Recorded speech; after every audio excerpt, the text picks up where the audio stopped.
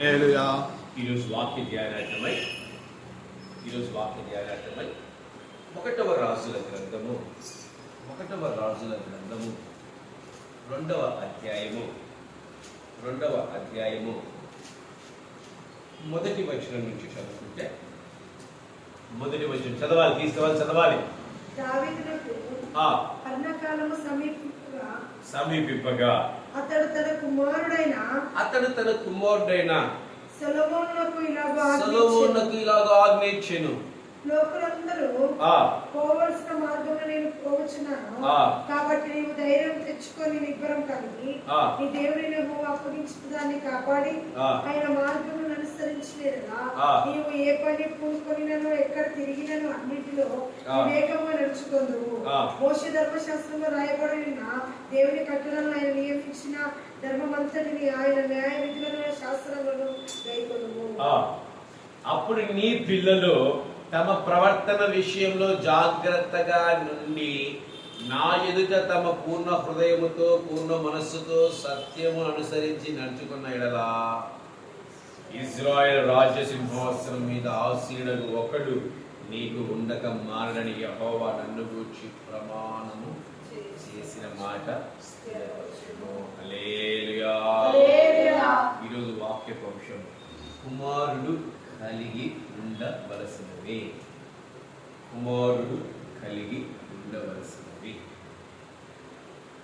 ఇక్కడ ఎవరు కుమారుడు ఎవరు తండ్రి?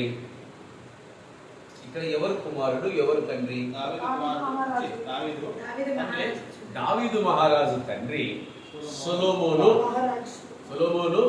మహారాజు కుమారుడు. ఒక తండ్రి తన కుమారుడికి నువ్వు ఇలా జీవించు, నువ్వు ఇలా బ్రతుకని కొన్ని మాటలు తన కుమారుడికి తెలియజేస్తూ ఉన్నాడు. ఇటువంటి లక్షణాలు నువ్వు కలిగి ఉండు అని తన కుమారుడికి తెలియజేస్తూ ఉన్నాడు. ఈ కాలంలో మన దావీదు ఎవరు? ప్రభు అయిన యేసుక్రీస్తు వారు. ఆయన మనకు కూడా కొన్ని లక్షణాలు తెలియజేస్తున్నాడు. అనగా నువ్వు ఇలా జీవించాలి, నువ్వు ఇవి ఖచ్చితంగా కలిగి ఉండాలి అని ప్రభు అయిన యేసుక్రీస్తు వారు కూడా మనకు కొన్ని కార్యాలు తెలియజేస్తున్నాడు. నువ్వు ఇలా జీవించగలిగితేనే, నువ్వు ఇలా బ్రతకగలిగితేనే నీవు ఆశీర్వదించబడతావు, నీవు దేవుని ఎదుట నమ్మకంగా ఉండగలుగుతావు. దావీదు తన కుమారుడైన సొలొమోనుకి కొన్ని లక్షణాలు తెలియజేస్తున్నాడు. ఇవి ఖచ్చితంగా నీ జీవితంలో నువ్వు ధరించుకుంటే దేవుడు ఎల్లప్పుడూ నీకు తోడై ఉంటాడని దావీదు మహారాజు తెలియజేస్తున్నాడు.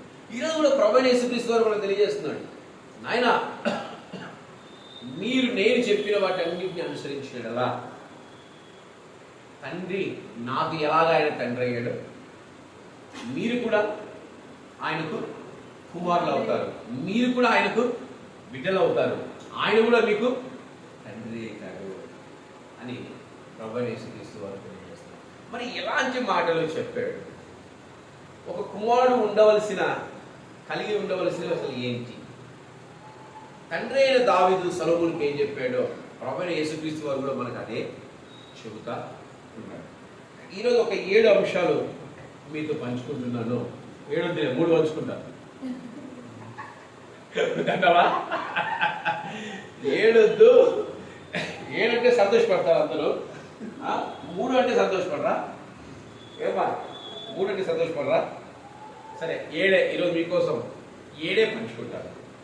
ఈ 7 అంశాలు నిజంగా మన జీవితాల్లో మనము కలిగి ఉండాలి, మన బ్రతుకుల్లో మనము కలిగి ఉండాలి.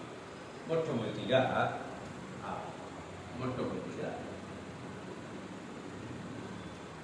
ఇదేంటి? 2వ అంశం. కాబట్టి నీవు ఫస్ట్ది ఏంటంట? ధైర్యం. మొట్టమొదటిది ధైర్యం.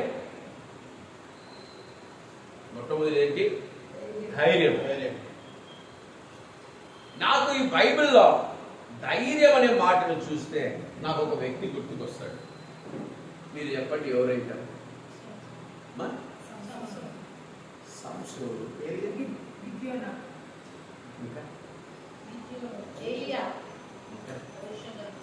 ఎలీషా, మోషే. అందరి గురించి చెప్తాడు కానీ సెలవుల గురించి చెప్పాలి. అబ్రహాము, మన హీరో దావీదు.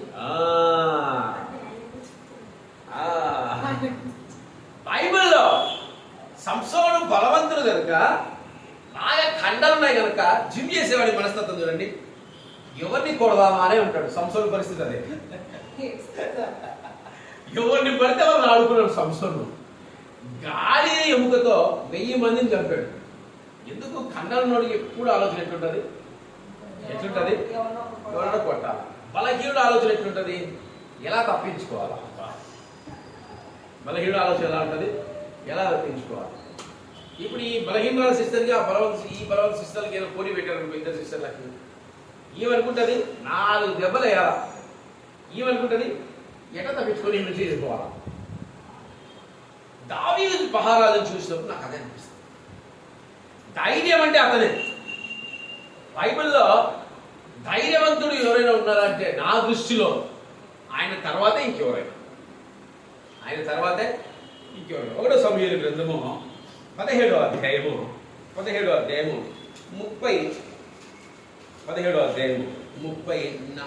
వచనం అనుకుంటారు. చూడాలి. అందుకు దావీదు సౌలుతో ఇట్లా, నీ దాసుడైన నేను నా తండ్రి యొక్క గొర్రెలను కాయచుంట సింహమును వెలుగుబంటిను వచ్చి మందలో నుండి ఒక గొర్రె పిల్లని ఎత్తుకొని పోతున్నా. అంత సమయం అయిపోతుంది కనుక చివరాఖరి 37వ వచనం.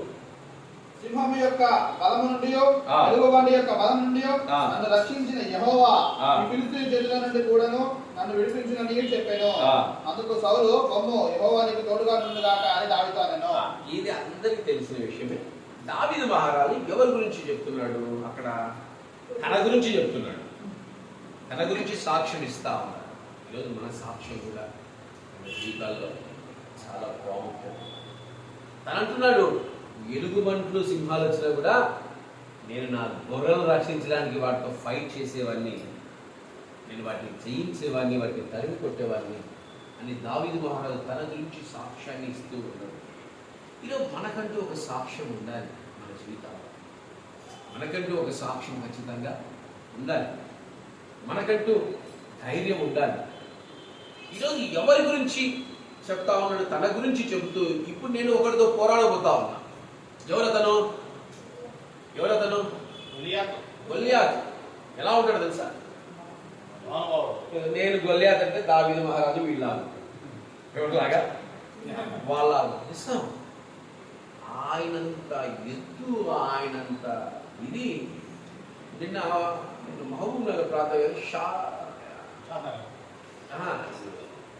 మదీనా హోటల్ బాబులో షాబాదా లేదు షాదా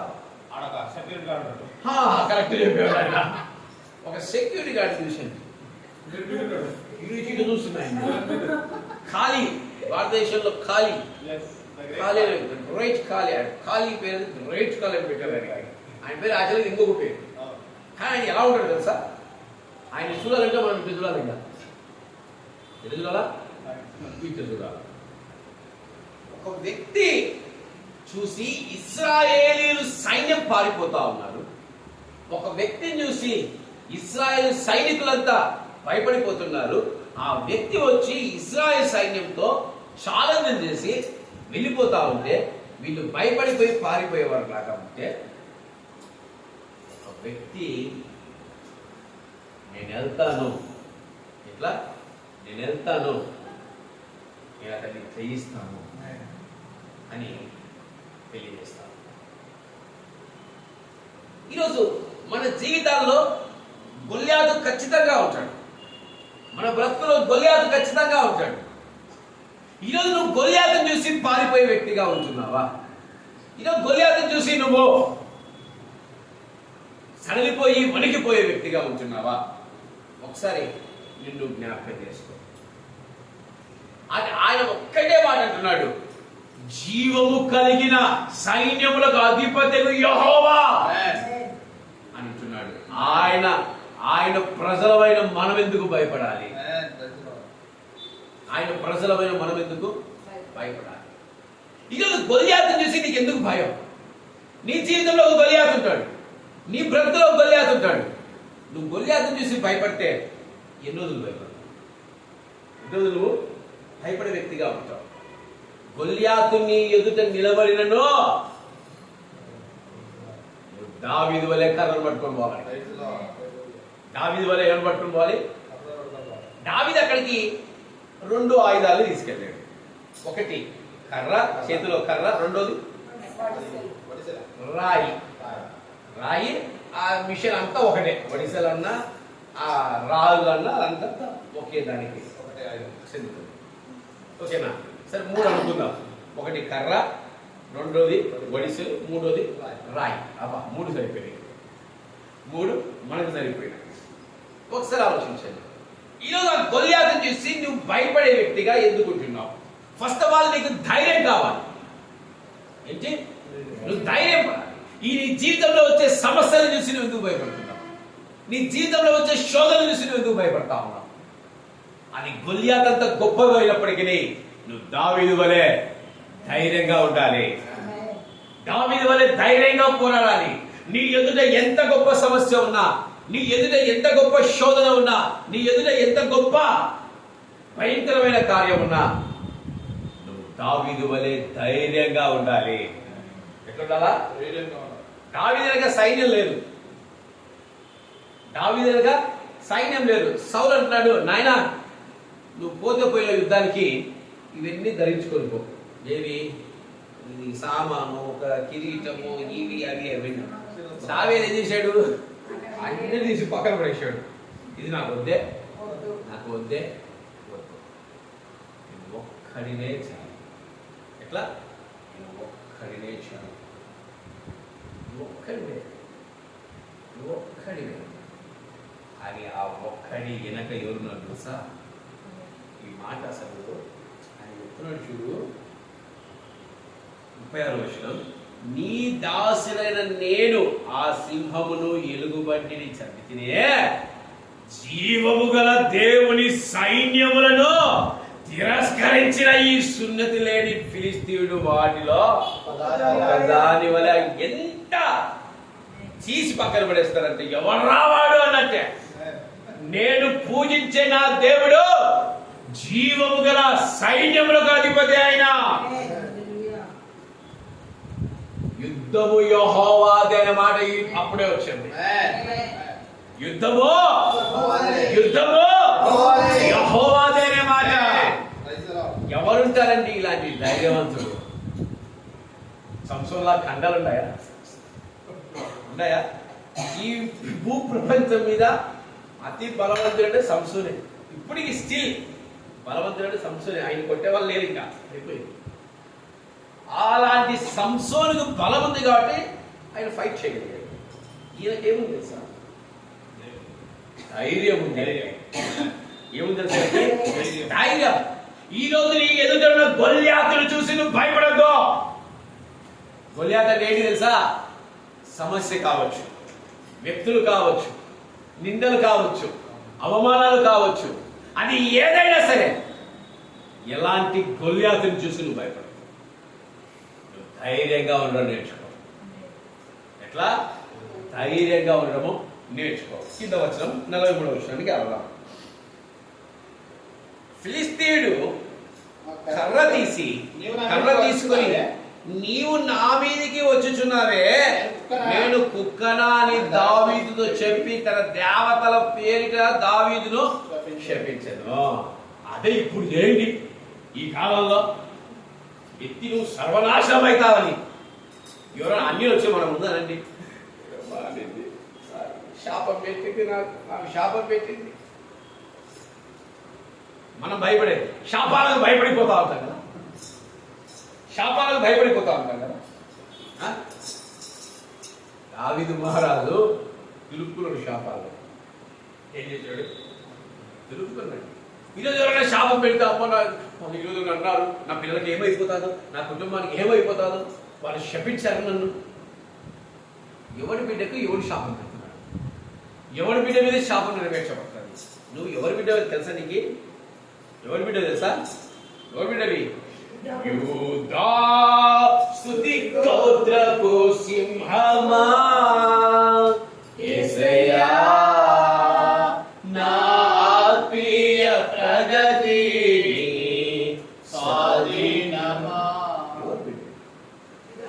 పైన శాపాలు వస్తాయా? దావీదు మహారాజు శాపాన్ని చూసి భయపడ్డా? భయపడ్డా. తమ దేవతల పేరు చెప్పి శపించారట. ఈరోజు దేవతల పేరు చెప్పి ఎవరిని మనం శపించము, దొరికిపోయిపోతాం. మనకేమైతే అదే మామూలు క్రైస్తవుడు అయితే ఏం చేస్తాం? అబ్బా శపించారు, ఇది జరుగుతుంది, జరుగుతుందా, జరుగుతుంది, జరుగుతుంది. ఎవడి శాపం?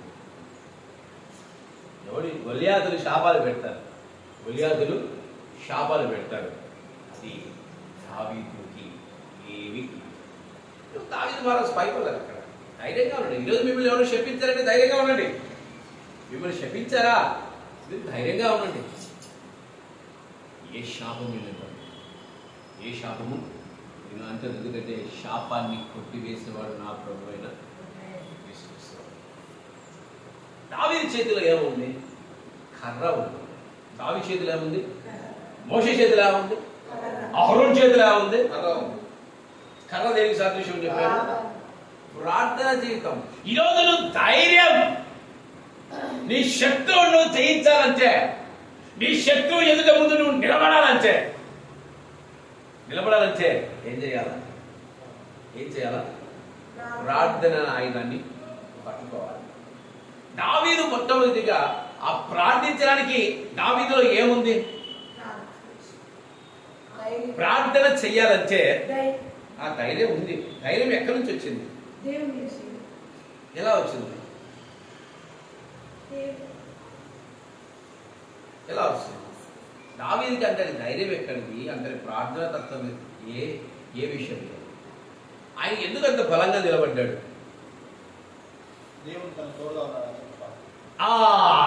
లాస్ట్ చివరాగా చెప్పావు, విశ్వాసం. ప్రార్థన చేయాలన్నా ఏం కావాలి తెలుసా? అన్నావు అనుకో, నీ ప్రార్థన నీకే నమ్మకం లేదు. నువ్వు ప్రార్థిస్తున్నావు అంటే విశ్వసించి జరగాలి. దావీదు విశ్వాసం ఏంటి? గొల్యాతు నేను జయించగలను, గొల్యాతు నేను కొట్టగలను, గొల్యాతు నేను చంపగలను. ఆ విశ్వాసంతో ముందుగా బయలుదేరాడు. విశ్వాసంతో కూడిన ప్రార్థన మనకు విజయాన్ని ఇస్తాడు. మొట్టమొదటిగా కర్ర విశ్వాసానికి సాదృశ్యం. ఆ కర్ర చూసి నేను కుక్కనా అన్నాడు. అందుకు దావీదు ఏమంటున్నాడు? నా దగ్గరకు రమ్ము, నీ మాంసమును ఆకాశ పక్షులకు భూ మృగములకు ఇచ్చివేతులని ఫిలిస్తీయుడు దావీదుతో అనగా, ఇప్పుడు అంటాడు హీరో దావీదు, నీవు కత్తియు ఈటయు బల్లెం ధరించుకొని నా మీదకి వచ్చుచున్నావు. అయితే నీవు తిరస్కరించిన ఇశ్రాయేలు సైన్యములకు అధిపతి యెహోవా పేరిట నేను నీ మీదికి. ఒకసారి అపవాది నాతో మాట్లాడతా, ఈరోజు నీ భార్య నేను తీసుకోబోతున్నా. ఎవరినంట? ఈరోజు నీ భార్య నేను తీసుకోబోతున్నా, నీ భార్య నేను చంపబోతున్నా, తీసుకెళ్ళబోతున్నా. ఏం చేసుకుంటావు చేసుకో. జరిగిన వాస్తవం, సత్యం, చేసుకో. ఇంకా నాకు అప్పుడే సేవలోకి వచ్చి సంవత్సరం అయిపోయింది. మామూలు విశ్వాసం కదా నాకు. ఎట్లా? మామూలు విశ్వాసం. ఒకవేళ వాడు దొరికితే వాడికి కొలికి సభ్యసత్య విశ్వాసం. బైబిల్ పట్టుకొని 9 గంటల నుంచి 12 గంటల దాకా ప్రార్థన, అదే బైబిల్ పట్టుకొని చదువుతుంది. 12 గంటలకు ప్రార్థన స్టార్ట్ చేస్తాను, శోధన స్టార్ట్ చేస్తాను. ఇంకా తీసుకెళ్తున్నా ఒక్కటే చేయి పట్టుకున్నా, ప్రార్థిస్తా ఉంటే ఆకాశం నుంచి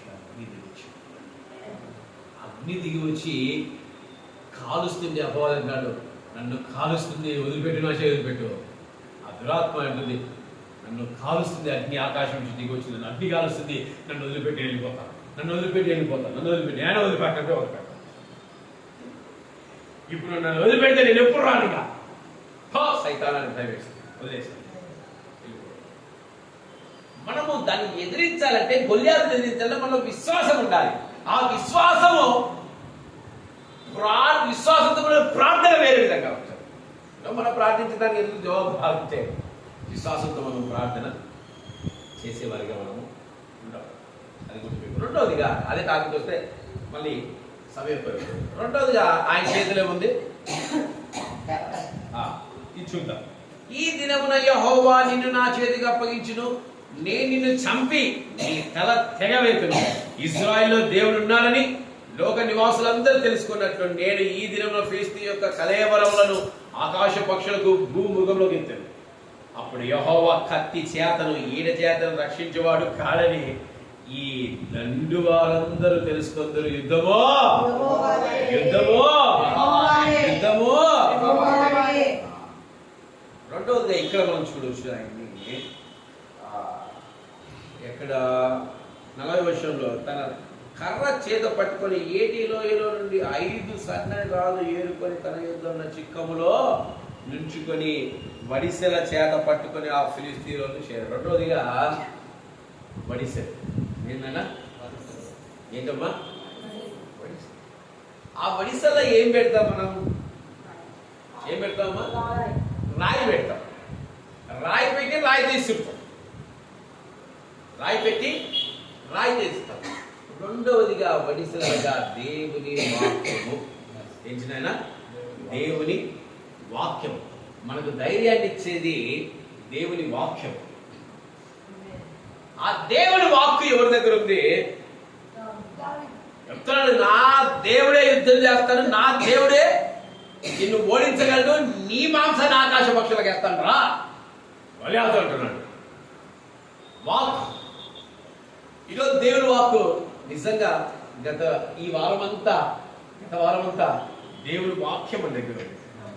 ఆ వాక్కు ద్వారా నిలబడినాము, ఆ వాక్కు ద్వారా ధైర్యంగా ఉన్నాము, ఆ వాక్కు ద్వారానే మనం ధైర్యంగా ముందుకు వెళ్ళగలిగాం. అవునా కదా? నీ వాక్యమే నన్ను బ్రతికించును, బాధలు నెమ్మదినిచ్చును. మనం చేసే ప్రార్థన ఎలా చేయాలంట? వాక్యానుసారమైన ప్రార్థన జీవాన్నిచ్చును. వాక్యానుసారమైన ప్రార్థన జీవాన్ని ఇస్తుంది. ఆయన సమస్యను చూసి భయపడలేదు, ధైర్యంగా ఉన్నాడు. నీ దగ్గర ఈ 3 లేవు కాబట్టి నువ్వు భయపడతావు. మొట్టమొదటిగా కర్ర లేదు నీ దగ్గర, రెండోదిగా మడిసెలు లేదు, మూడోదిగా ఆ రాయి తీసి మనుషుల్లో పెట్టి ఇలా ఇలా ఇలా ఇలా తిప్పి ఏం చేశాడు? ఇసేస్తే నేరుగా ఎక్కడ తగిలింది? ఆ రాయి క్రీస్తు. ఆ రాయి నువ్వు ఇసిరావనుకో, నువ్వు తిప్పి ఇసిరావనుకో, రాయి నేరుగా ఎవరిని కొడుతుంది పోయి తెలుసా? కొడితే నేరుగా వాడు కింద పడిపోతే నువ్వే కత్తి తీసుకుని నరకేయచ్చు. ధైర్యం. ఈరోజు గొల్యాతును చూసి నువ్వు ఎందుకు భయపడుతున్నావు? నీ జీవితంలో వచ్చే సమస్యను చూసి నువ్వు ఎందుకు భయపడుతున్నావు? నీ జీవితంలో వచ్చే శోధన చూసి నువ్వు ఎందుకు భయపడతా ఉన్నావు? నువ్వు దావీదు వలె కర్రను చేత పట్టుకో, నువ్వు దావీదు వలె ఒడిసెలు చేత పట్టుకో, నువ్వు దావీదు వలె రాళ్ళను తీసుకో. అప్పుడు నీలో ధైర్యం వస్తుంది. నువ్వు విశ్వాసంతో ముందుకెళ్ళు. నువ్వు విశ్వాసం లేకుండా భయపడిపోతావు. అమ్మో, ఈ శోధన నా జీవితం నాశనం చేస్తుంది. విశ్వాసం లేకుండా దేవునికి ఇష్టలుగా ఉండటము అసాధ్యమనే మాట దావీదు గురించి చూసి చెప్పాడు. ఎందుకంటే ఆయన విశ్వసించాడు గనక సంతోషముతో గొల్యాతును కూడా చంపగలిగాడు, ధైర్యంతో గొల్యాతును చంపగలిగాడు, ధైర్యంగా వెళ్ళగలిగాడు. ఏ సైన్యము వెనకలేదు. ఈరోజు నీకెందుకు సైన్యమో? యుద్ధము నువ్వే చేయాలి, యుద్ధం నువ్వే చేయాలి. విజయాన్ని దేవుడికి ఇవ్వాలి. నేను ఒంటరి వాడిని, ఒంటరి దాన్ని జీవితంలో ఏ శోధ వచ్చిన ఈరోజు గుర్తుపెట్టుకోండి. దావీదు మహారాజుని జ్ఞాపకం చేసుకోండి. హీరో. గొల్యాతు లాంటి ఎందుకు ధైర్యంగా నిలబడి దేవుడి గురించిన సాక్ష్యం చెప్పిన వ్యక్తి. దేవుడి గురించిన సాక్ష్యం చెప్పిన వ్యక్తి ఆయన. సైన్యములకు అధిపతికి యెహోవా ఈరోజు నిన్ను నా చేతికి అప్పగించబోతున్నాడు. నీ దేవుడి గురించి నీకెందుకు సాక్ష్యం చెప్పలేదు? నీ దేవుడి గురించి నువ్వు ధైర్యంగా మాట్లాడలేవు. నా దేవుడు ఈ శోధన నుంచి నన్ను విడిపించగలడు, నా దేవుడు ఈ సమస్య నుంచి నన్ను బయటపడేయగలడు, నా దేవుడు నన్ను ఆర్థికంగా బలపరచగలడు, నా దేవుడు నాకు ఇవ్వగలడు, నా దేవుడు చేయగలడు. ఇవన్నీ నీలో విశ్వాసం ఉన్నప్పుడు మాత్రమే వస్తుంది. కుమారుడికి కలిగి ఉండవలసింది. సొలొమోను తండ్రికి చెప్తాడు, ధైర్యంగా. నీ ఎదుట గొల్యాతు లాంటి చాలా మంది వస్తారు. సొలొమోను ధైర్యంగా ఉంటాడు. ధైర్యం నీలో ఉంటాడు. చెప్పుకుని ఇదే మొత్తం అయితేటుంది. ఇంకో దాంట్లోకి వెళ్ళిపోతాడు. ఈరోజు ధైర్యంగా ఉంటాడు. మొట్టమొదటిగా కుమారుడికి ఉండవలసిన లక్షణం ఏంటి? ధైర్యం అనగా సాధన, విశ్వాసం అంటే ధైర్యం అనగా విశ్వాసం. రెండవదిగా చూడండి, రెండవది ఏంటి? నిబ్బరము. రెండవది ఏంటైనా నిబ్బరం అంటే ఏంటి? Very good. యెహోషువ గ్రంథము 1వ అధ్యాయము 1వ అధ్యాయం ఆరు. నిన్ను విడువను నిబ్బరము కలిగి ధైర్యంగా. నిబ్బరం రెండవదిగా నిబ్బరం అనగా సిస్టర్ గారు చెప్పారు, కుదురుగా ప్రశాంతంగా. దీన్నే సమాధానము అంటారు. దీన్నేమంటారు? మన జీవితంలో మనం ఎందుకు సమాధానాన్ని కోల్పోతున్నాం? నిబ్బరాన్ని ఎందుకు కోల్పోతున్నాం? మన జీవితంలో సమాధానం అనేది లేదు. చిన్న సమస్యను చూసి వణికిపోతాం, చిన్న అవమానం చూసి వణికిపోతాం, ఆశీర్వాదం లేకుంటే వణికిపోతాం. ఎన్ని సంవత్సరాలు తెలుసా పాపం ఏసేపై గారు, ఎన్ని సంవత్సరాలు తెలుసా ఏసేపై గారు. ఆయన చూసి నిజంగా ఇన్స్పిరేషన్. మనకు ఆయన ఒక మాదిరి. ఆయన ఎన్ని సంవత్సరాలు వెయిట్ చేశారు తెలుసా ఆశీర్వాదం చూసి. అన్న ఎన్ని సంవత్సరాలు వెయిట్ చేసింది తెలుసా. రాహేల్ ఎన్ని సంవత్సరాలు వెయిట్ చేసి. యాకోబు నిబ్బరం కలిగి ఉంటాడు. ఎన్ని సంవత్సరాలైనా ఓపికగా ఉడిగి చేసేవాడు. విసుక్కునేవాడు కాదు, వ్యసనించేవాడు కాదు. యాకోబు అంటారు కానీ ప్రేమకు స్వరూపే నా దృష్టిలో. ప్రేమ అంటే యాకోబు ప్రేమ నిజంగా ఎంత సమాధానం కలిగి. ఆయన దేశంలో ఉంటే ఆ దేశం నుంచి వెళ్ళగొట్టారు. ఆయన పంటలు వేసి ఆశీర్వదించబడితే ఆయన ఆ స్థలం నుంచి వెళ్ళగొట్టారు. బావులు తవ్వితే ఆ బావులు ఆపుతున్నారు. అయినప్పటికీ నిబ్బరం కలిగి ప్రశాంతంగా ఉన్న వ్యక్తి ఎవరు?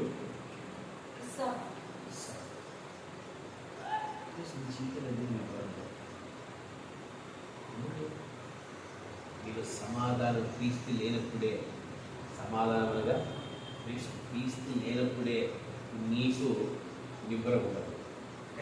ఒలిగిపోతావు. ప్రతి సమస్యకు ఫ్రస్ట్రేషన్ అయిపోతావు, గొడుగుతావు, సంగుతావు. గొడుగులు ఎందుకు వస్తుంది, సనుగులు ఎందుకు వస్తుంది తెలుసా? సమాధానం లేనప్పుడే వస్తుంది సనుగుళ్ళు, గొడుగులు. ఎందుకు వస్తుంది? ఈ జీవితంలో నీకు నిబ్బరం. ఆయన అంటున్నాడు, నువ్వు రాజుగా ఉండబోతున్నావు అనగా నువ్వు క్రైస్తవుడిగా ఉండబోతున్నావు. నీకు అనేకమైన ఎవరు తెలుసా శోధించేది? నీ అక్కలు, నీ చెల్లెలే. నువ్వు దేవుని నమ్ముకున్నా వాళ్ళు నమ్ముకోలే. వచ్చి నీ ఇంట్లో ఏం చేస్తారు? వాళ్ళు విగ్రహాలు పెడతారు, విగ్రహం పూర్తిగా పాటలు పెడతారు. ఇలాంటివన్నీ వచ్చినప్పుడు ఏం చేయాలి? సమాధానం కలిగి నా దేవుడే నాకు ముఖ్యమని నువ్వు జీవించగలిగినప్పుడే నీ జీవితంలో, నీ కుటుంబంలో ఆశీర్వాదం వస్తుంది. ఈరోజు అవి నువ్వు చేయలేకపోయావు, నువ్వు కోల్పోతావు. అమ్మో మా అమ్మ వస్తుంది, ఏం చేస్తాడు? అమ్మో మా తమ్ముడు వస్తున్నాడు, ఏం చేస్తాడు? అయ్యో మా తమ్ముడు ఏం చేస్తాడు? క్రీస్తు మీతో ఉంటారు. నువ్వు క్రైస్తత్వంలో నిబ్బరంగా ఉండలేకపోతే, నువ్వు సేవలో నిబ్బరంగా ఉండలేకపోతే మీలో సమాధానం ఎక్కడ వస్తుంది? నువ్వు సేవ ఎలా చేయగలవు? క్రైస్తవుడిగా ఎలా జీవించగలవు? అన్నిటికి ఒక ఆయుధం మనకు లేదు. మీరు క్రైస్తవులుగా క్షమించాలి కదా. మీరు అవతలోడు ఎన్ని చేసింటాడో మనకు సంబంధం లే. అవతలోడు మెట్టు తీసుకుని నీకు సంబంధం లే. మీరు క్రైస్తవులు కదా, మీరు క్షమించాలి కదా. మీరు సేవకులు కదా, క్షమించాలి కదా. మీరు కట్ తీసుకొని కోర్చులను క్షమించాలి కదా. మనకు రాదు. మనం ఆడ హిందువులు తమిళ వాళ్ళకి ఏంటి అంటారు? పురుషుడు అంటారు. మనం అనలేక ఎందుకు? సమాధానానికి కర్తవ్యం. రోజు నీరు సమాధానం ఎందుకు? నిబ్బరం ఎందుకు? ప్రతి దానికి ధైర్యాన్ని అందుకొని దేవుని దగ్గర నీవు సంతోషంగా సమాధానం ఉన్నప్పుడు నీ జీవితం ఏమంటారు? ఒక రాత్రి ఏడుపు, ఒక రాత్రి విషయం. నేను ఒక సిస్టర్ని చూశాను. మొన్న రాత్రి బాగా ఏడ్చింది సిస్టర్. నిన్న రాత్రి ఫోన్ చేసి మాట్లాడుతుంటే ఒక 1000 మోట్ల ఆ స్వరంలో 1000 మోట్ల ఆనందం కనిపిస్తుంది. దేవుని నమ్మితే, ఆయన సమాధానం నమ్మితే ఇలాగే ఉంటుంది. నిన్ను ఎంతమంది వెనక్కి లాగాలన్నా, నిన్ను ఎంతమంది పడగొయ్యాలని చూసినా, నిన్ను ఎంతమంది అవమానపరిచినా, నిన్ను ఎంతమంది నిందలపరిచినా నీ సమాధానం నువ్వు నీ నిబ్బరాన్ని నువ్వు కోల్పో. ఎవడో తప్పు చేస్తే యెహోషువ దుమ్ము వస్తూ ఏడుస్తూ ఉన్నాడు. తప్పు చేసిన యెహోషువన సంఘంలో ఎవడో తప్పు చేస్తే అందరూ ఓడిపోయారు. యెహోషువ దుమ్ము వస్తుంది ఏడుస్తూ ఉన్నాడు. కానీ దేవుని దగ్గర నుంచి తన విశ్వాసాన్ని కోల్పోయాడు, సమాధానాన్ని కోల్పోయాడు. ఈరోజు ఎన్ని సమస్యలు నేను వెంటాడినా నీకు కలిగిన సమాధానాన్ని క్రీస్తును కోల్పో. క్రీస్తును కోల్పోవద్దు. క్రీస్తుతో సమాధానాన్ని కోల్పోయాడు. క్రీస్తును కోల్పోయాడు. నేను ఒకరోజు కొంతమంది ముందు చెప్పాను, నా దేవుడు ఖచ్చితంగా నన్ను ఆశీర్వదిస్తాడు, నా దేవుడు ఖచ్చితంగా నన్ను దీవిస్తాడు అని నేను చెప్పాను. ఆయన నాతో మాట్లాడు, అబ్బా భలే చెప్పేవి నువ్వు, ఆశీర్వదిస్తాను దీవిస్తానని బాగా అంత విశ్వాసంగా అంత గట్టిగా చెప్పినప్పుడు నా దేవుడు మరలా నాకు గర్భాన్ని ఇవ్వగలడు, నా దేవుడు మరలా లేపగలడు, ఎందుకు చెప్పలేకపోయాడు అని నన్ను ఆయన అడిగాడు. దేవుడు అడిగాడు. అప్పుడు అనిపించింది, ఆహా మనలో సమాధానం ఎప్పుడు కోల్పోతుంది. విశ్వాసంతో ముందునే వెళ్ళాలి, విశ్వాసంతో అడుగులేయాలి. ఈ సేవ నుంచి నేను బయటకు పోవడానికి ఎంతోమంది ప్రయత్నం చేశాను. ఎంతోమంది లేనిపోయిన మాటలు కూడా ఇంటి మనసు చెప్పారు, ఎన్నో అవమానాలు చేశారు. కానీ నేను కోల్పోయింది ఏంటి తెలుసా? సమాధానం. దాన్ని గెలిచిపోతుంది. రెండవదిగా కుమారుడు ఉండవలసినది ఏం చెప్పా? నిబ్బరం. అదే పాట కూడా పాడుకోవడం. నిబ్బరం కలిగి ధైర్యము పొందా,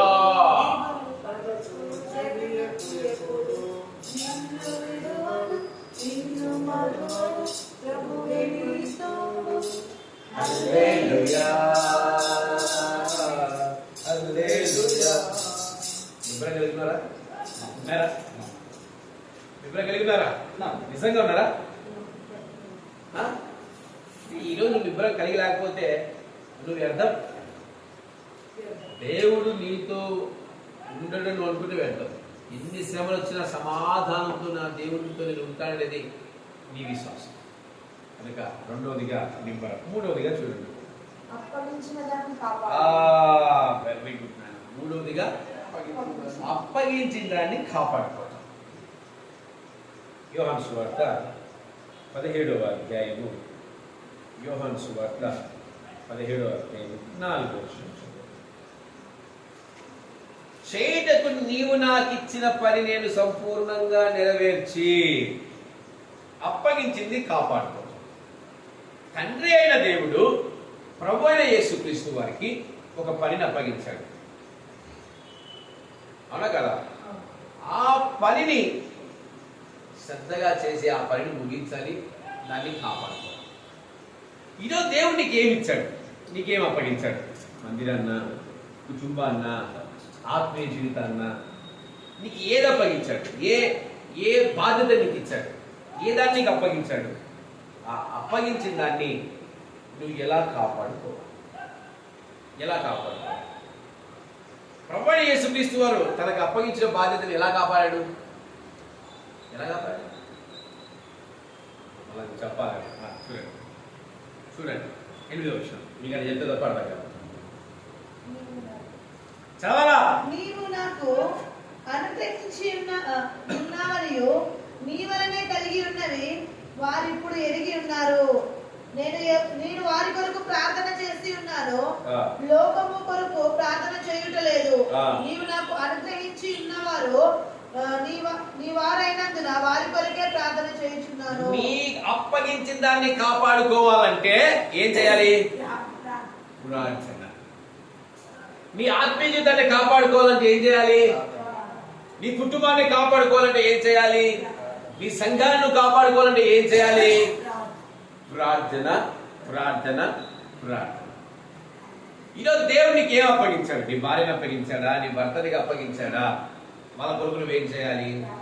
పేతురు గారు అంటారు, పౌలు గారు అంటారు, భార్య భర్తలలో నీ భర్త అవిశ్వాసైనప్పుడు నీ ద్వారా ఆ భర్తను నువ్వు దేవుని వైపు తిప్పాలి. నీ భార్య అవిశ్వాసమైన నీ ప్రవర్తన ద్వారా ఆ భార్యను దేవుని వైపు తిప్పాలి. నీకు అప్పగించబడిన భార్య నువ్వేం చేయాలి? ప్రార్థన చేయాలి. అప్పగించబడిన దాన్ని కాపాడుకోవటము చాలా ప్రాముఖ్యం. ఈరోజు మనకు అప్పగించబడిన దాన్ని కాపాడుకుంటున్నామా? నీకు దేవుడు ఏం అప్పగించాడు? దాన్ని కాపాడుతావు. నీ సంఘాన్ని ఇచ్చాడా? నీ ఆత్మీయ జీవితాన్ని ఇచ్చాడా? నీ పవిత్రతని ఇచ్చాడా? నీ పరిశుద్ధతని ఇచ్చాడా? నీకేమి ఇచ్చాడు దేవుడు? పిల్లల్ని ఇచ్చాడా? నువ్వు వాటిని కాపాడుకునే పరిస్థితిలో ఉంటున్నావు. అది కాపాడుకోవాలంటే ఎలా కాపాడుకోవాలి? కేవలం ప్రార్థన వల్లనే నువ్వు నీకు అప్పగించిన దాన్ని కాపాడుకోగలవు. కాపాడుకోవాలి. మోషే ఎలా తనకు అప్పగించిన బాధ్యతను కాపాడుకున్నాడు? 40 రాత్రులు 40 పగళ్ళు 80 రోజులు పుట్టాడు. 6 లక్షల రోజులు నడిపించాలంటే 20 రోజులు కావాలన్నమాట. ప్రార్థన. ఈరోజు ప్రార్థన జీవితంలోతోనే నువ్వు దేన్నైనా కాపాడాలి. ఏదైనా కాపాడుకునే శక్తి దేనికి ఉంది? తన యొక్క మరణాన్ని ఎలా కాపాడుకున్నాడు హిజ్కియా? ఎలా మార్చుకున్నాడు? ఎలా కాపాడుకున్నాడు? ప్రార్థన. తనకు అప్పగించబడిన మరణాన్ని కూడా ప్రార్థన ద్వారా మార్చుకున్నాడు. అవును, మార్చుకున్నాడు. ఈరోజు దేవుడు ఎవరి మీద కోపంగా ఉన్నాడో మరణిస్తారా? ప్రార్థన చేయండి. ఎందుకు నాకు ఇచ్చిందని ఎందుకు మూర్ఖంగా ఉన్నాడోనా తీసే ప్రభావ నీకు అసాధ్యమైంది. మనకు ఆ విశ్వాసం కాదు. పోతాడంటే ఎప్పుడు పోతాడు? ఇటు ఈ సంవత్సరం పోతాడా? వచ్చే సంవత్సరం పోతాడా? అమ్మ నీ భర్త చనిపోబోతున్నాడంట. పోతే పోయింది దరిద్రం, పోతే పోయింది దరిద్రం. ఎందుకు నా దీపాన్ని తీసేస్తావు? ఎలాంటి మూర్ఖుడైనా మార్చే శక్తి నీకు ఉంది కదా. ఎలాంటి పనికిమాలనైనా మార్చే బలం నీకుంది కదా. నీకు అసాధ్యమైనట్టు ఏదైనా ఉన్నదా అని ఎందుకు ప్రార్థించాలి? నీ భర్త చచ్చిపోబోతాడంటే పోతే పోయాడు లేదు ఉంటే నష్టం. విశ్వాసం కాదు. దేవుడి శాసనాన్ని కూడా ఆపగలిగిన శక్తి ప్రార్థనకే ఉంది. దేవుడిచ్చిన మరణాన్ని ఆపగలిగిన శక్తి ప్రార్థనకే ఉంది. నీకు అప్పగింపబడే నీ భర్త యొక్క ప్రాణాన్ని కాపాడే శక్తి ప్రార్థనకే ఉంది. పడిపోయిన నీ సంఘాన్ని లేపే శక్తి ప్రార్థనకే ఉంది. పడిపోయిన నీ భార్య ఆత్మీయ జీవితాన్ని నిలబెట్టగల శక్తి ప్రార్థనకే ఉంది. ఏం అప్పగించాడు యేసయ్య? ఏం అప్పగించాడు మీకు యేసయ్య? ఏం అప్పగించాడు యేసయ్య? ఏం అప్పగించాడా? సంఘాన్ని ఇచ్చాడు. కాపాడుకోవచ్చు. ఎట్లా కాపాడుకోగలం? మనం ప్రార్థన చేయవచ్చే.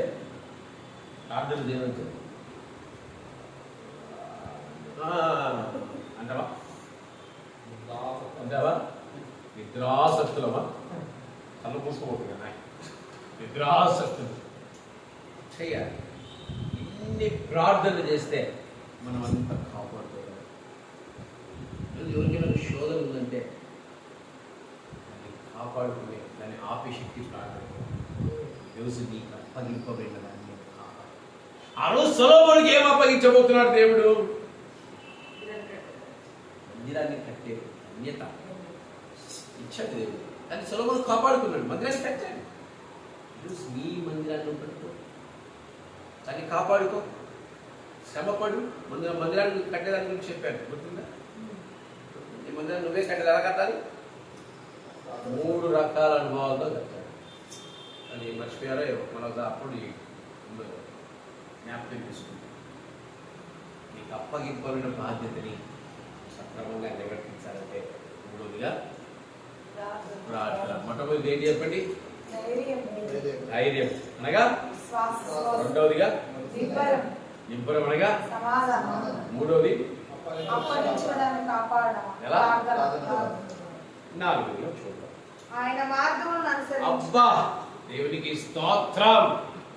నన్ను ఫాలో అవుతా ఉంది సిస్టర్, నన్ను ఫాలో అవుతా ఉంది. నాలుగవదిగా మార్గములను అనుసరించటం. ఏమా?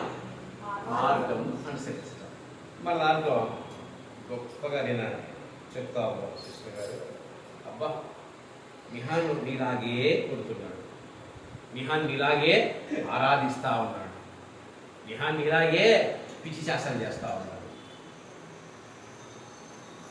ఏ మార్గం, ఎవరి మార్గంలో పోతా ఉన్నారు? రాకేష్ అనే మార్గంలో పోతా ఉన్నారు. మన సిస్టర్ గారు పాడారు ఒక చోట, అక్కడ వాళ్ళు అంటున్నారు ముక్కుతో పాడుతున్నారు, ఎవరిని చూసే బా అనుకున్నా. నేను పాట పాడితే అప్పుడు అంటారు, ఆహా నువ్వు వాడతావు కదా ముక్కుతో, వీళ్ళు నీ మార్గంలో అనుసరిస్తా ఉన్నారు, నీ వారసులే కదా అని అన్నారు. ఎక్కడే వాడతాం, ముక్కుతో కాకుండా మూతో పాడతాం, ఏదైనా పాడతాం చెప్తున్నాను. పాడటం అనేది వాస్తవం. అంటే మనం ఎవరి మార్గంలో వెళ్తున్నాం? ప్రొవైడర్స్ తీసుకోవాలి అంటున్నాడు, చెప్పండి. ఎక్కడ ఒక్కడంటున్నాడు? అది నీ అతి తెలియదు అక్కడ చూసి చంపేస్తారు. ఎక్కడ అన్నాడు సార్?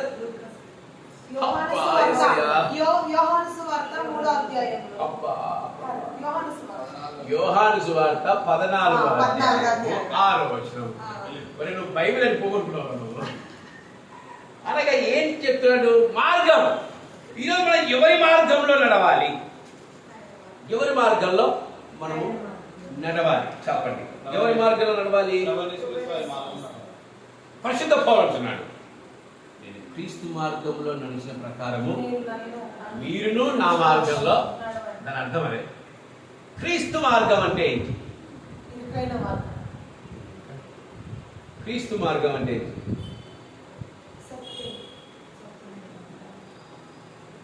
క్రీస్తు మార్గం అంటే ఏంటి? వెరీ గుడ్ అన్న. దాన్ని అప్డేట్ చేసి చెప్పు. వెరీ గుడ్, బాగా చెప్పావు. దాని అప్డేట్ ఏంటి? అది ఏదానికి సాదృశ్యం? Very good, very good. చెప్పండి ఒకటండి. గుడ్. క్రీస్తు మార్గం అంటే ఏంటి తెలుసా? లవ్, ప్రేమ. ఎంత ఘోర పాపినైనా క్షమించే ప్రేమ ఆయనకుంది. ఎలాంటి వాళ్ళనైనా మన్నించే ప్రేమ ఆయనకుంది. ఉందా లేదా? ఉందండి. ఈరోజు ఆయన మార్గంలన్నీ ఎలా ఉంటాయి తెలుసా? ప్రేమపూర్వకంగానే ఉంటాయి. ఎట్లుంటాయి? ప్రేమపూర్వకంగా ఉంటాయి. ఆయన మార్గము ఎంత సంతోషాన్ని ఇస్తుందంటే, యోహాను సువార్త 10:11 ఒకసారి చదవండి. యోహాను సువార్త 10:11. నేను గొర్రెలకు మంచి కాపరిని. చాలు. నేను గొర్రెలకు మంచి కాపరిని. గొర్రెలు ఎవరిని వెంబడిస్తాయి? కాపరిని. ఆయన మన కాపరంట. ఈరోజు ఆయన వెళ్ళే మార్గంలో మనం కూడా వెళ్ళాలి. బైబిల్లో యేసయ్యలాగా ఒక వ్యక్తి కనిపించాడు. యేసయ్య పలికిన మాటే ఒక వ్యక్తి పలికాడు. ఎవరు? Good good. యేసయ్య మార్గంలో నడవడం అంటే అదే. తండ్రి మీరేం చేసినారో మీరు ఎరగరు కనుక ఏ మాట స్టెఫెన్ నోటి నుంచి వచ్చింది అంటే, స్టెఫెన్ ఎవరు మార్గంలో నడిచినట్టు? అపోస్తలులందరూ యేసయ్యలాగా ప్రార్థించేవారు. అందుకే యేసయ్యలాగా ఆత్మను పొందుకున్నారు, యేసయ్యలాగా అద్భుతాలు చేశారు, యేసయ్యలాగే ఆశ్చర్యకార్యాలు చేశారు, యేసయ్యలాగే సాక్షులుగా మార్పించారు. ఈరోజు నువ్వు ఎలాంటి మార్గంలో పోతా ఉన్నావు? ఎలాంటి మార్గంలో నువ్వు పోతున్నావు? ఒకసారి నువ్వు జ్ఞాపకం చేసుకో. ఎలాంటి మార్గంలో పోతున్నావు నువ్వు? చెప్పండి. లోక మార్గమా? ఏసేపును తన పవిత్రతను పోగొట్టడానికి స్త్రీ వస్తే ఏం చేశాడు? పారిపోయి ఏం చేశాడు తెలుసా? తన పరిశుద్ధతను కాపాడుకున్నాడు. నిందలు వచ్చాయి, అవమానాలు వచ్చాయి, అయినప్పటికీ ఏసేపు తన యొక్క మార్గాన్ని విడిచిపెట్టాడు. దేవుడి మార్గాన్ని విడిచిపెట్టాడు. దేవుడికి నమ్మకంగా చేశాడు, జీవించాడు. ఈరోజు మనము ఎవరి మార్గంలో నడుస్తాము? క్రీస్తు మార్గమా, సైతాను మార్గంలో నడుస్తాము? మన సొంత మార్గం. అబ్బా, సైతాన్ మార్గం కూడా కాదంట, మన సొంత మార్గం. సంతోషం. సొంత మార్గం అంటే అపవాది మార్గం అని అర్థం.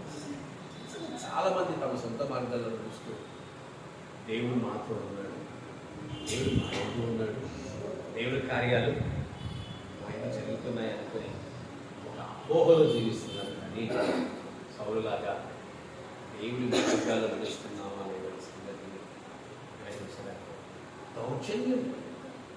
దౌర్జన్యం, కేకలు పెట్టడం, వాదించడం, అందులో పవిత్రత ఉందా? అందులో సమాధానం ఉందా? అందులో ఏమున్నా సంగతి కూడా తెలియక ఎస్ఐతో ఉన్నాడని బరాబరు ఉన్నాడు. ఎస్ఐతో ఉన్నాడని నీ నరకే చెప్తుంది, నీ మాటే చెప్తుంది, నీ పవిత్రతే చెప్తుంది, నీ తగ్గింపే చెప్తుంది, నీ సమాధానమే. ఎవరి మార్గాల్లో నడుస్తున్నారు ఒకసారి జ్ఞాపకం చేసుకోవాలి. లోక మార్గంలో నడుస్తూ ఈ మార్గంలో వెళ్తేనే నాకు వివాహాలు అవుతాయి, ఈ మార్గంలో వెళ్తేనే నాకు నిత్య జీవం వస్తుంది, ఈ మార్గంలో వెళ్తేనే నేను రక్షించబడతా, ఈ మార్గంలో వెళ్తేనే నాకు జీతం ఇస్తాడు మా ఓటు అని లోక మార్గాల్లో నడిచే వాళ్ళు దేవునికి ఇష్టలుగా ఎప్పుడు జీవించాలి. లోకస్తులను ముందు పెట్టుకున్నాడు, ఇప్పుడు ఫలించాడు. లోకస్తులు లోకాన్ని ముందు పెట్టుకున్నాడు, ఇప్పుడు ఫలించాడు. దేవుడు అంటున్నాడు, నన్ను పెట్టుకున్నాడు. దానియేలు వివాహం, దానియేలని నా సహోదరుడు ఉన్నాడు, వాడి వివాహాన్ని నేను చేశాను, నిజంగా చేసేవాడు. ఎన్ని శోధనలు వచ్చినా పవిత్రతతో, పరిశుద్ధతతో, దేవునికి ఇష్టముగా, న్యాయబద్ధంగా ఇప్పటికీ ఆ జంట 3 పువ్వులు 6 కాయలుగా జీవిస్తా ఉన్నారు. ప్రేమను కలిగి జీవిస్తున్నారు, సమాధానాన్ని కలిగి జీవిస్తున్నారు, పవిత్రతతో జీవిస్తున్నారు. ఎన్ని శోధనలు వచ్చినా వాడు విడిపోకున్నారంటే వాడు దేవుడి ముందు పెట్టుకున్నారు. ఈరోజు ఏ మార్గంలో, అయ్యో నేను ఈ మార్గం చేయకుంటే వాళ్ళు నాకు పిల్లలు ఎవరు, అయ్యో నేను ఈ మార్గంలో వెళ్ళకుంటే నాకు వివాహం కాదు అని ఈరోజు ఎంతమంది వారి ఆత్మీయ జీవితాన్ని పోవడం చేసుకుంటూ హీనంగా జీవిస్తూ ఉన్నారో ఆశ్చర్యమిస్తూ ఉన్నారు, చూస్తూ ఉన్నారు. ఎక్కడి నుంచి ఎక్కడ దాకా దిగజారిపోతుంది ఆత్మీయ జీవితంలో. నిజంగా క్రీస్తు మార్గంలో నడవమని ఎవరు చెప్తున్నారు? దావీదును అడిగిస్తున్నారు. యేసయ్య చెప్తున్నారు మనకి, నువ్వు నా మార్గంలో నడువు, నా మార్గంలో నడువు, మార్గంలో అనుసరించు. ఈరోజు ఎవరి మార్గాన్ని అనుసరించాలి? క్రీస్తు మార్గాన్ని. దేవుడి మార్గాన్ని అనుసరించకనే ఇశ్రాయేలు ప్రజలు సంవత్సరాలు బానిసత్వంలో పడతారు. ఎట్లా? ఎప్పుడైతే యెహోవా మార్గంలో నడచడానికి ఇష్టపడతారో విడిపిస్తాడు. మళ్ళీ ఏం చేస్తారు? ఆ తరం పోతుంది, ఇంకో తరం వస్తారు, వాళ్ళు మళ్ళీ వారి సొంత మార్గాల్లో. మన సొంత మార్గాలు ఎప్పుడు మనకు మంచివి కాదు. క్రీస్తు మార్గంలో మనం నడవాలి. తెలుస్తారా? 5వది చదవమ్మా. నన్ను ఫాలో అవుతున్నావు, నువ్వే చదువు. ఏ పని పూనుకున్నాను? వివేకం. ఏంటన్నా 5వదిగా వివేకం. వివేకం. వివేకం అంటే ఏంటి? జ్ఞానం, సమయస్ఫూర్తి. వివేకం అంటే ఏంటి? సమయస్ఫూర్తి. సమయస్ఫూర్తిగా మనం మాట్లాడాలి, సమయస్ఫూర్తిగా ప్రవర్తించాలి, సమయస్ఫూర్తిగా జీవించాలి, సమయస్ఫూర్తిగా బ్రతకాలి. జ్ఞానం అనేది చదువుకున్న వాళ్ళకే వస్తుంది. ఏంటమ్మా? జ్ఞానం అనేది చదువుకున్న వాళ్ళకి వస్తుంది. వివేకం అనేది ప్రతి ఒక్క వినటం వలన, వివేకం అనేది ప్రతి ఒక్కరు, చదువు రాని వారికైతే, చదువు వచ్చిన వారికి ఎవరైనా పొందుకోవాలి. ఈ వివేకం మన జీవితాల్లో ఎలా వస్తుంది? ఫస్ట్ ఆఫ్ ఆల్ ఈ వివేకం మన జీవితాల్లో ఎలా వస్తాయి? చదవండి ఈ మాట 1వ రాజుల గ్రంథం 3:5.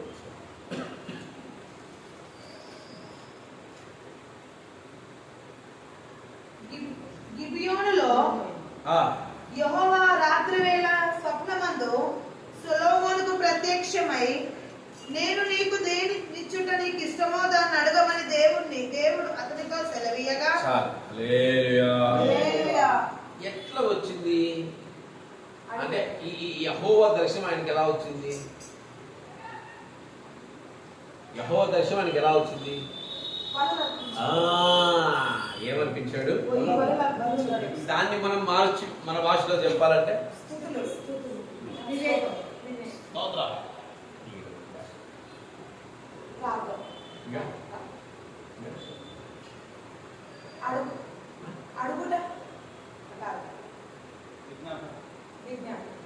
ఆయన 1000 దహన బలులు అర్పించను. బలిపీఠం మీద ఒక్క బలి అర్పించడానికి ఎద్దులు కోసి తీసి గొర్రెలు పెట్టి ఏంటంట 1000 బలులు. ఈ 1000 బలులప్పుడు ఆయన ఏం చేసి ఉంటాడు?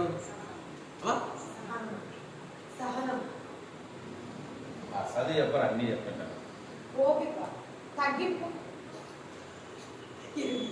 ఎన్ని చెప్పింటా, ఎన్నిసార్లు చెప్పింటారు సార్. ఐక్యత, అబ్బా వెరీ గుడ్. 5వదిగా ఏంటి తెలుసా? వివేకం ఎలా వస్తుంది? దేవునితో సొలొమోను సహవాసం చేశాడు. ఏం చేశాడు? సహవాసం చేశాడు దేవునితో. దేవునితో సహవాసం చేసినప్పుడు దేవుడు అడుగుతున్నాడు, వాట్ యు వాంట్? మనం అంతే కదా, కొంతమంది వ్యక్తులతో బాగా సహవాసం చేస్తే ఆయన ఇద్దావా, ఆయన కావాలన్నా, ఎంత కావాలన్నా అంటావా? కొత్తగా మనం సహవాసం చేసామంటారు. మన ఇంటికి వస్తే ఏం చేస్తాం? నాకు ఇది కావాలి అంటే, లేదమ్మా నీకు ఇది తెచ్చి పెడతా, లేదు నేను నీకు ఇది తెచ్చి పెడతా, నీకేం కావాలా? ఇంటికి వచ్చిన ఏమవుతాం? ఏం తింటారమ్మా, ఏం స్పెషల్ కావాలి? మటనా, చికెనా, లివర్, కన్నినా, ఏం కావాలమ్మా? ఎందుకు సహవాసం వాళ్ళు అడుగుతాం. సహవాసం చేసాడు యెహోవాతో సొలొమోను మహారాజు. ఈరోజు నీ సహవాసం ఎవరితో? దేవునికి స్తోత్రం.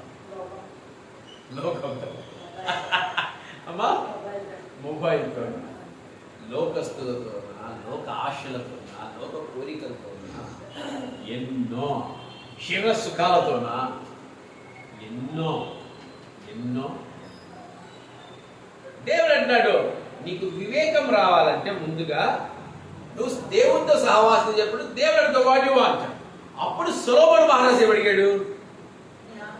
నాకు ఈ ప్రజల్ని పరిపాలించడానికి నాకంత సీన్ లేదు, వారిని పరిపాలించే జ్ఞానాన్ని, వివేకాన్ని నాకు దయచేయండి. ఈరోజు మనం దేవునిలో ఎదగాలన్నా, దేవునిలో జీవించాలన్నా, దేవునిలో బ్రతకాలన్నా వివేకము చాలా అవసరం. ఈరోజు ఒక అన్యుడితో మనం మాట్లాడుతున్నాము. అన్యుడి ముందే వాడెబ్బ ఈడెబ్బ నీ అంత చూస్తా, నా ఎంత చూస్తానంటే ఏమంటాడు వాడు? ఏ అన్యుడు ఎదుగుతాడు? శాంతంగా, ప్రేమగా నువ్వు మాట్లాడు. వాళ్ళు అబ్బా బ్రదర్ ఎంత మంచోడు, ఎప్పుడు ఏమి ఎక్కడ మాట్లాడో నువ్వు ఎరిగి, ఎప్పుడు ఎవరితో ఎలా మాట్లాడో నువ్వు తెలుసుకుని ఉండాలి. నాకు రానే రాదు మాట్లాడడం, నాకు వచ్చిందా మాట్లాడతాను, నువ్వు భలే చెప్తావు, నువ్వే మాట్లాడుకోమా అంటాను చాలా మంది. ప్రతి క్రైస్తవుడు వివేకి కావాలి. ప్రతి క్రైస్తవుడు ఎవరితో ఎలా, ఎప్పుడు ఎలా మాట్లాడాలో, ఎలా ప్రవర్తించాలనో, ఎలా జీవించాలనో, ఎలా బ్రతకాలనో ప్రతి క్రైస్తవుడు నేర్చుకోవాలి. వివేకం వల్ల వస్తుంది. ఏ సమయాల్లో నువ్వు ఎలా ప్రవర్తించాలి, ఏ సమయాల్లో నువ్వు ఎలా ఉండాలి, సమయ స్ఫూర్తి నీకు చాలా ముఖ్యం. సొలొమోను మహారాజు అంతటి వివేకాన్ని కలిగి ఉండగలిగిన దేవుడి మందిరాన్ని కట్టగలిగాడు. దేవుడు అడిగితే అదే వాళ్ళని వాట్ యు వాంట్ అంటాడు. శిలత what you want? Oh god I want 1 crore rupees Lord, please give me 1 crore. What do you want, Daniel? Oh God, I want my wife only, God. I don't want any money, sir. God అంటాడు. వాడు what do you want? My dear child brother sister అడిగితే I want everything నాకు మొత్తం కావాలా, నాకు దగ్గర list లేదు, ఎంత ఉందో మొత్తం ఇచ్చేయి. ఎట్లా ఎంత ఉందో నాకు మొత్తము ఇచ్చేయి. కానీ సొలొమోను మహారాజు దేవుడికి ఏం కావాలి అంటే ఆస్తులు అడగలేదు, అంతస్తులు అడగలేదు, ధనం అడగలేదు, కానీ ప్రజలు పరిపాలించే జ్ఞానం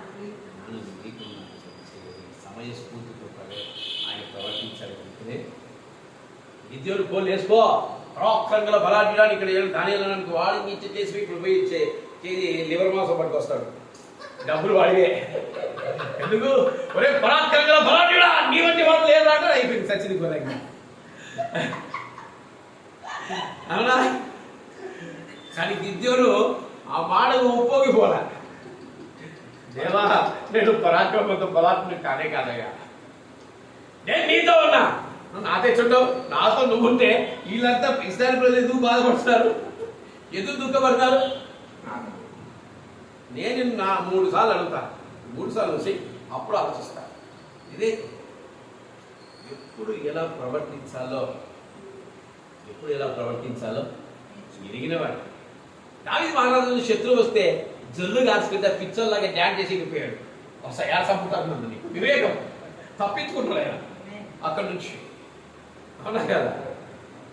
ప్రభువైన యేసుక్రీస్తు వారు పరిసయ్యులు సద్దుకాయలు చంపాలంటే యోహాను సువార్తలో ఆయన పారిపోయాడు. మాట్లాడాడు వివేకం, సమయస్ఫూర్తి, ఎలా జీవించాలి, ఎవరి దగ్గర ఎలా మాట్లాడాలి, ఎవరి దగ్గర ఎలా ప్రవర్తించాలి అనేది తెలిసి ఉండాలి, వివేకం కలిగి ఉండాలి. ఉందానికి లేకుంటే యూదా రాష్ట్ర పత్రిక, యాకోబు రాష్ట్ర పత్రిక 1:5 వచనంలో సందేహింపగలిగితే ఆయన మీకు ధారాళంగా ఇస్తారంట. అలాగే 6వదిగా చూద్దాం. చెప్పమ్మా 6వదిగా. ఇంకా కట్టుబడి ధర్మమంతటిని న్యాయ విధులను 6వదిగా నుంచి ధర్మాన్ని న్యాయాన్ని.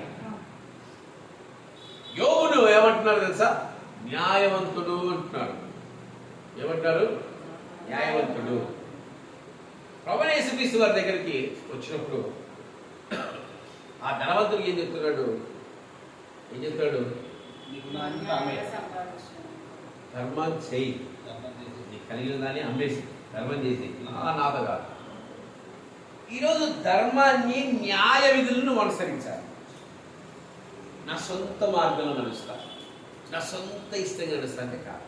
నీకంటూ ఒక ధర్మం ఉంది, నీకంటూ ఒక న్యాయం ఉంది, నీకంటూ ఆజ్ఞలు ఉన్నాయి. యేసయ్య నిన్ను సేవకు పిలిచాడు, సేవ చేయి. ఎవరితో సేవ చేయడం, ఎలా సేవ చేయమంటాడు? నీకంటూ ఒక విధి ఉంది, నీకంటూ ఒక విధి. పరిశుద్ధ పౌలు చాలా మంది మూర్ఖులు మాట్లాడే విషయం. పరిశుద్ధ పౌలు బర్నబా కలిసి సేవ పరిచయం ఉన్నప్పుడు వాళ్ళ పరిచయం ఏంటి? పరిశుద్ధ ఆత్మదేవుడు అప్పుడు వాళ్ళు ఎందుకు పిలిచాడు? మొట్టమొదటిసారి వాళ్ళిద్దరు ఏర్పరచుకున్నాడు. పరిశుద్ధ ఏర్పరచుకొని కొన్ని ప్రాంతాలు తిరిగి ఆయన సువార్తను ప్రకటించమంటాడు. పరిశుద్ధ వాళ్ళది చేశాడు. దాంట్లో నుంచి తొలగిపోయినవాడు బర్నబా. అందుకే అక్కడ బర్నబాకు బైబిల్ చరిత్రలో తక్కువ స్థానం ఇచ్చారు, పరిశుద్ధ పౌలుకు ఎక్కువ స్థానాన్ని ఇచ్చారు. చాలా మందికి తెలియదు. ఎన్ని పత్రికలు రాశాడు పరిశుద్ధ పౌలు? బర్నబా రాశాడని ఒక్క పత్రికలో రాశాడా? ఎందుకు పరిశుద్ధ పౌలను కనపరుచుకున్నాడు? ఎందుకు? ఆయన ఎలా జీవించమంటే, ఎలా బ్రతకమంటే అలాగే జీవించాడు. పరిశుద్ధాత్మ నడిపింపులో వెళ్ళిన వ్యక్తి ఆయన. ఏ ఆజ్ఞను పాటిస్తాడు? దేవుడు ఆజ్ఞలను పాటించాలి, దేవుడు ఆజ్ఞ ప్రకారంలో వెళ్ళాలి. ఆయన క్రైస్తత్వాన్ని ఇలా నడిపించమంటే బాప్తీసం గురించి బైబిల్లో రాయబడి మునుడు బాప్తీసం యేసయ్య తీసుకుని చాలా మంది చేతులకు బాప్తీసం ఇస్తారు. ఇదే బాప్తీసం. అది కట్న కాదు కదా, అది ఆయన ఆజ్ఞ కాదు కదా. ఈరోజు నీ పొరుగు వారిని ప్రేమించమంటున్నాడు దేవుడు. ప్రేమించాలి. పొరుగు వారిని ఎప్పుడు మనం తిట్టుకుంటూ కూర్చుంటామా? అవునా కదా? ఎన్నో ఆజ్ఞలు మన కొరకు ప్రభువైన యేసుక్రీస్తు ఇచ్చి ఉన్నాడు. నీ శత్రువులు ప్రేమించమంటున్నాడు. క్షమించమంటున్నాడు. అందుకే కదా చేసే వాళ్ళ పనికి వాళ్ళ జీవితాలని జీవిస్తారు. వచ్చి మమ్మల్ని క్షమించండి అంటారు. నువ్వు క్షమించకుండా అసలు నువ్వు క్రైస్తవుడు అంటారు. ఆజ్ఞలు ఉంటాయి మనకంటూ. ఆజ్ఞలు సచ్చినట్టు నువ్వు ఆజ్ఞలు ఏం చేయాలి? సచ్చినట్టు ఏం చేయాలి? నువ్వు ఆజ్ఞలను పాటించే వ్యక్తిగా ఉండాలి. దావీదు ఆజ్ఞలు కలిగి సౌలు చేతికి దొరికినా కూడా చంపలా. అదే సౌలును చంపిన అని వచ్చిన వ్యక్తిని ఏం చేశాడు తెలుసా? చంపేశాడు. యెహోవా చేత అభిషేకించిన వారిని నేను చంపనన్నాడు. దావీదు చాలా వరకు దేవుడు ఆజ్ఞలు అనుసరించాడు. చాలా వరకు దేవుడు ఆజ్ఞలు పాటించాడు. మనం దేవుడు ఆజ్ఞలు పాటించకుండా మన ఇష్టానుసారంగా బ్రతుకుతా ఉంటే అవుతుందా? చెప్పండి. కనుక ఖచ్చితంగా ఆజ్ఞలు మనం పాటించేవారుగా ఉండాలి. 7వ చూద్దాం.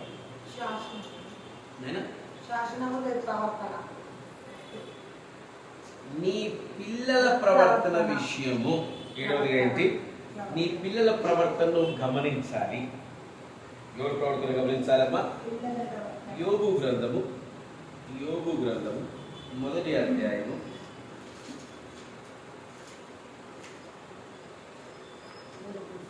1వ వచనం. ఊజు దేశమునందు యోబును ఒక మనుష్యుడు 2వ వచనం. అతనికి 7 కుమారులను 3 కుమార్తెలను కలిగి అతనికి 7,000 గొర్రెలను 3,000 ఒంటెలను 500 జతల ఎడ్లను 500 ఆడుగాడిదలు కలిగి బహుమంది పనివారు అతనికి ఆస్తిగా ఉండేది కనుక. 5వ వచనం.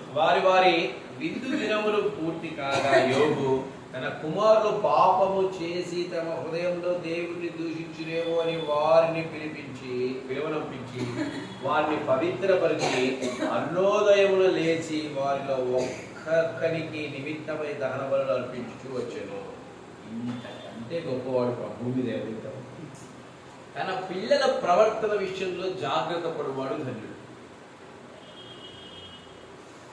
ఈరోజు ఎంతమంది తమ పిల్లలు ఏం చేస్తున్నారు, తమ పిల్లలు ఎలా జీవిస్తున్నారు, తమ పిల్లలు ఎలా బ్రతుకుతున్నారు, చిన్న వయసు నుంచి వారికి ఏం నేర్పించాలి, చిన్న వయసు నుంచి వారికి ఎలాంటి అనుభవాలను తీసుకెళ్ళాలి అని నిజంగా ఎంతమంది అనుకుంటున్నారు. పిల్లలు అంటే ఏంటి చెప్పండి? పిల్లలు అంటే ఏంటి తెలుసా? తల్లిదండ్రులకి రెండోదిగా బాధ్యత. ఈరోజు నీకు ఇచ్చిన ఈ బాధ్యత సంతానం. ఆ సంతానం ఎలా పెంచుతున్నావు?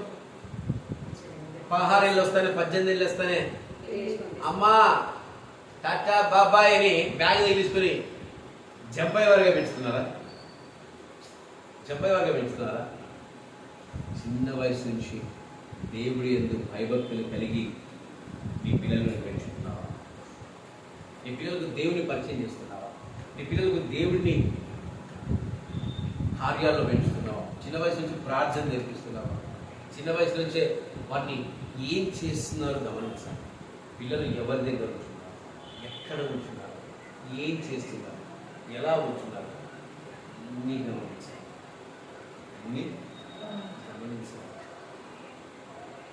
అలా గమనించుకోలేని తల్లిదండ్రులు తమ పిల్లలు వాళ్ళే పాడు చేసుకున్నారు. దేవుడు ఇచ్చిన బాధ్యతను వాళ్ళే నాశనం చేసుకున్నారు. దుప్పటి అనగా పాపం. దుప్పటి అనగా ఏంటి? తమ పిల్లలు ఎందులో ఉంటున్నారో గమనించుకోవాలి. తమ పిల్లలు ఎలా ఉంటున్నారో గమనించుకోవాలి తల్లిదండ్రులు. చిన్న పిల్లలని కూడా ఈ కాలంలో లేకుండా పోతాము. చిన్న పిల్లలు రదస్స వంటి పిల్లలు కూడా 7 నెలలు 6 నెలలు వరంగల్ తల్లిదండ్రులు ఎంత నమ్మకంతో పక్క వారికి ఇచ్చి వెళ్తారు. ఎంత ఘోరమైన కార్యాలు జరుగుతున్నాయి. చిన్న పిల్లల నుంచి ఈరోజు మనం కాపాడుకోవాలి. మన పిల్లల చుట్టూ ఉదయం లేస్తేనే కంచె వేయాలి. అబ్రహాము తన కుమారుని యోబు ఎలా అయితే కుమారుని కాపాడుతున్నాడో అబ్రహాము తన కుమారుని యందు అంతటి నడిపింపగలిగాడు. ఆలోచించండి. నానా బలి అర్పించవలసిన ఏది అంటే యెహోవా ఈయన చూసుకుంటానని వెళ్ళి చేతులు కట్టి కాలు కట్టి పడుకోబెట్టి కత్తి పట్టుకుంటే ఎవడుంటాడు? ఇది తీసుకుని వాళ్ళ ఆయన ఒక తోపు దోసి పరిగెడతారు. లేదా వీళ్ళు వాళ్ళ ఆయనే రాయి తీసుకొని కొట్టి చంపి ఆయనే బలిస్తాడు. నిజం, బలిస్తారు. ఈరోజు తాగాడని తండ్రులు కొడతా ఉన్నారు, తాగాడని తల్లులు కొడతా ఉన్నారు. నిజం. ఎందుకు తెలుసా? చిన్న వయసులో నుంచి ఆ తల్లిదండ్రులు వాడిని సరైన మార్గంలో పెంచకూడదు. పిల్లలు తప్పు కాదు, ఎవరు తప్పు? తల్లిదండ్రులు తప్పు. తాగిన తండ్రులు కొట్టారంటే తల్లిదండ్రులు తప్పు. వాళ్ళు చేసుకున్న దౌర్భాగ్యమే. వాళ్ళని చిన్నప్పటి నుంచే ప్రార్థనలో పెంచితే, చిన్నప్పటి నుంచే దైవికంగా పెంచితే, చిన్నప్పటి నుంచి దేవుని పెంచితే వారికి ఒక వాక్ అనేది అడ్డం వస్తుంది. తల్లి దగ్గరికి వెళ్ళినా తండ్రి దగ్గరికి వెళ్ళినా వాక్ అనేది అడ్డం వస్తుంది, దేవుడు అనేది అడ్డం వస్తుంది. ఈరోజు నీ పిల్లల ప్రవర్తన నువ్వు ఎలా పెంచాలనేది నువ్వే గమనించుకోవాలి. ఎలా వాళ్ళని పెంచాలి, ఎలా దేవునిలో అర్పించాలి, ఎలా దేవునిలో ముందుకు తీసుకెళ్ళాలి మనమే గమనించుకోవాలి. చాలామంది పిల్లలు చూస్తే నాకు దుఃఖం వేస్తుంది. నిజంగా మన కుటుంబంలో ఉన్న పిల్లలు చాలా దైవికంగా పెరుగుతా ఉంటారు. చాలా సంతోషం. ఆ చిన్న బిడ్డ కూడా చూడండి పాపం వస్తాయి, అందరికి ప్రైజ్ రావడంటే తెలిసిన ప్రైజ్ రావడం చెప్తా, హల్లెలూయా అంటే ఆమె తెలిసిన హల్లెలూయా చెప్తా. ఇంకా మందిరంలో సమూయేలు ఎట్లా ఆడుకున్నాడో అట్లా ఆడుకుంటా ఉన్నాం. అన్నిలో ఆ ప్రవర్తన ఎవరికి ఉండాలి? తల్లిదండ్రులకు ఉండాలి. పిల్లలు అట్లా ఎదగాలి. ఇది పెద్దకోసం మందిరంలో నేను చూసిందండి. పిల్లల్ని ఎంత ఎక్కువ సమయము మందిరంలో ఉంచాలంటే అంత ఎక్కువ సమయం ఉంచుతారు, ఎదిగనిస్తారు. సండే స్కూల్లో ఉంటారు, భోజనాలు చేపిస్తారు అక్కడే. పిల్లల్ని బయట పెంచడం మందిరంలో పెంచుకునే వాళ్ళు ఆత్మీయ జీవితాలు చేసిన కాదు. తెలుసు మన పిల్లల ప్రవర్తన కూడా మనం ఎప్పుడు గమనిస్తుందని కంచె వేసుకోవాలి. దుష్టులకు దూరంగా పెట్టుకోవాలి, జాగ్రత్తగా ఉండాలి. ఈరోజు అన్యులు, అది అక్క కావచ్చు, తల్లి కావచ్చు, ఎవరైనా కావచ్చు, ఇప్పుడు అన్యులు వచ్చి పిల్లల మీద దుష్టాత్మలు నింపుతారంటే అని నా పిల్లల కంటే ఇలా ఎవరు నాకు ముఖ్యం కాదనుకొని జీవించాలి. మనం ఏదైనా పట్టుకుంటే అది గుడ్డిగా వెళ్ళిపోవాలి. ఈరోజు నువ్వు దేవుడు నమ్ముకోండి, నీ అక్క నమ్ముకోలే, నీ అక్క వచ్చి వాళ్ళ దేవుళ్ళ పేరు చెప్పి ఇది చేసింది అనుకో, ఆడి చచ్చిపోయారు. నీ పిల్లలకి అది నేర్పించి ఆడి చచ్చిపోయారు. నీ పిల్ల ఎలాంటి అనుభవాలు ఉన్నారో చూసుకోండి. అంటే అన్నీ నువ్వు చేయకుండా పిల్లల ప్రవర్తన గమనించుకునే వ్యక్తిగా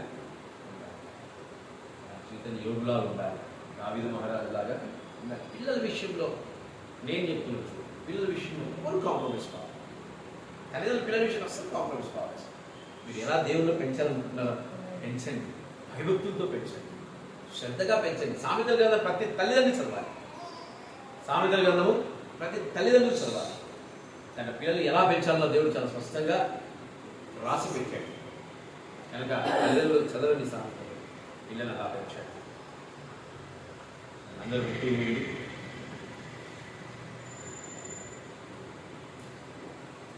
వాక్య వంశం ఏంటమ్మా? కుమారుడు కావలసినవి, కలిగి ఉండవలసినవి. ఇంకేమంటే చెప్పరు, ఇంకేమన్నా ఉన్నాయా? కుమారుడు కలిగి ఉండవలసినవి. నేను చెప్పిన అంశం చెప్పండి, కొత్తగా మీరు చెప్తే. కుమారుడు ఏం కలిగి ఉండాలి చెప్పండి?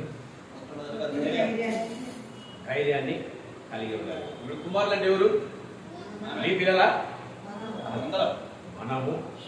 మనమంతా ఎవరు కుమారులం? దావీదు కుమారులం, ప్రభువైన యేసుక్రీస్తు వారి కుమారులం. మనకు ఏముండాలి? ధైర్యం ఉండాలి, విశ్వాసం. నేను చచ్చిపోతా, మనం చచ్చిపోదా భార్య భర్తలు మిత్రమంట. ధైర్యం ఉందా మీకే? విశ్వాసం ఉందా దేవుని మీద? ధైర్యం ఉండాలి. రెండోదిగా నిబ్బరం, అంటే సమస్య చూసి పరిగెత్తి పారిపోకూడదు, ధైర్యంగా నిలబడాలి. సమాధానం. మూడోదిగా కాపాడుకుంటున్నారా? ఏం అప్పగించాలి దేవుడు? అప్పగించిన దాన్ని కాపాడుకోవాలని ఏం కావాలి? ప్రార్థన కావాలి. నాలుగోదిగా ఎవరి మార్గాలు అనుసరిస్తున్నారు?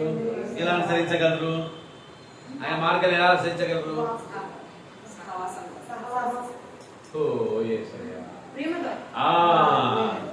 ఏమిరా దానిలో ప్రేమ స్వరూపుడి కదా నువ్వు. ప్రేమను వదిలేసావా? సంతోషం. ఐదవదిగా వివేకము అనగా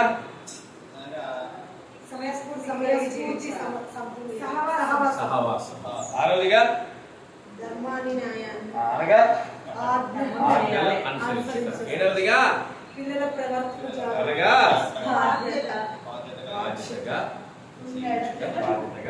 చూసుకుంటారు. అందరు లేచి మీ హృదయాలు మీరు పరిశీలన చేసుకోండి.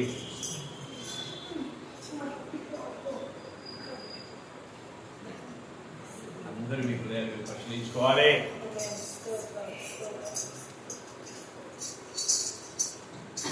అవును నాయన, అవును దేవా, నిజంగా కుమారుడు ఉండవలసిన లక్షణాలు మేము కలిగి ఉండాలి. ఈరోజు మా జీవితంలో ఏ లక్షణాలు మేము కోల్పోయాము నాయన, అవన్నీ మాకు దయచేయండి దేవా, అవన్నీ మాకు అందించండి నాయన. ఇది ప్రభువుని అడగండి. ప్రియతు ప్రాణమును అర్పించినావు, శ్రమ సంకలైనా శత్రువులు కరుణించు వాడవు నీవే.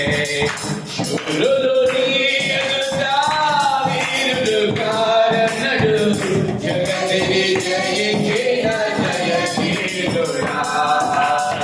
శూరులు నీ ఎదుట వీరులు కారన్నడు, జగతిని జయించిన జయశీలుడా.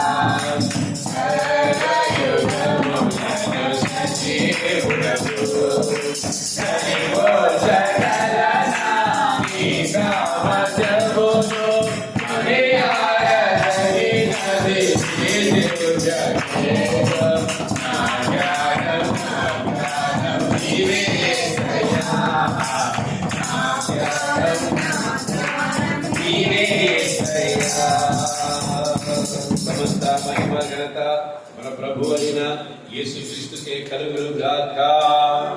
క్రీస్తులో ప్రార్థన చేయమ్మా.